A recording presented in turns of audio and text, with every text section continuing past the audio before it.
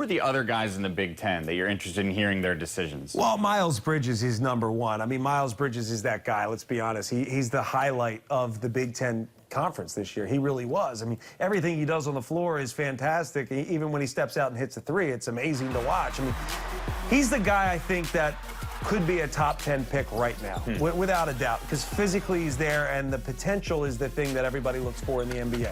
It's not just the skill set and what you might be able to do on the floor right now. It's who you might be 4 years from now. So if this guy's able to develop 4 years from now, he could be a high-level pro with that body, with that physicality, and the versatility of him being able to shoot threes. Which is fascinating because there are legitimate whispers around East Lansing that he's not happy with how this year went, that he wants to be able to play another year with his buddy Tum Nairn.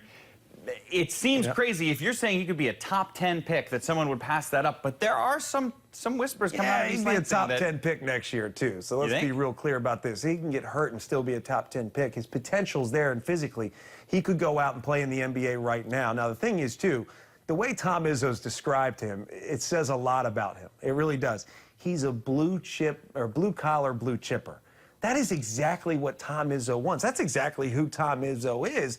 So if he fits perfectly with Tom Izzo, the system and the players at Michigan State, then why wouldn't you consider coming back? Well, any other big names, any other big guys that you're looking to hear a decision from them? I like your segue there. You know, are you pushing me in a certain direction when you say big guys? If there's a big one I'm thinking of. If there's a big one, if you're thinking about the biggest, it's Isaac Haas. And Isaac Haas, I'm not saying that Isaac Haas should leave. He's an NBA player right now. I think he could play in the NBA right now. I think physically he'd be getting better and better every time he practiced with NBA-level talent. Why?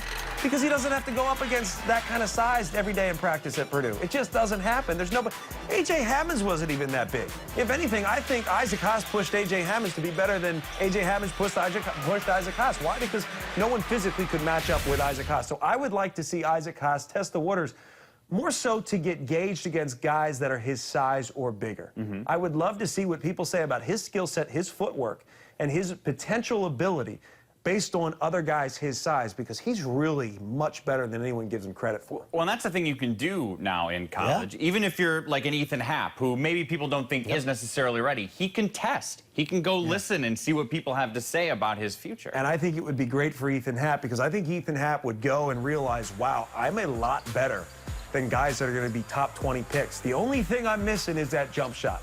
The only thing I'm struggling with is my foul shot. If that's the case, I'm walking away confident. I'm walking away going, my skill set, my footwork, all these little things that I do really well, the knack for the game, the headiness, all that stuff screams NBA. It means this guy can actually impact the game on both sides of the floor, because he's also a very good defender.